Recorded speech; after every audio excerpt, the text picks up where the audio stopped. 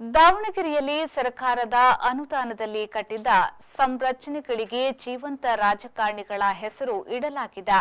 ಇದನ್ನು ತೆರವುಗೊಳಿಸಲು ಹೈಕೋರ್ಟ್ನಲ್ಲಿ ಸಾರ್ವಜನಿಕ ಹಿತಾಸಕ್ತಿಯ ಅರ್ಜಿ ಸಲ್ಲಿಕೆಯಾಗಿದ್ದು, ಸಂಬಂಧಿಸಿದವರಿಗೆ ನೋಟಿಸ್ ಜಾರಿಯಾಯಿತು. ದಾವಣಗೆರೆಯ ವಕೀಲರಾದ ಎಸಿ ರಾಘವೇಂದ್ರ ಸಾರ್ವಜನಿಕ ಹಿತಾಸಕ್ತಿಯ ಅರ್ಜಿಯನ್ನ ಸಲ್ಲಿಸಿದ್ರು.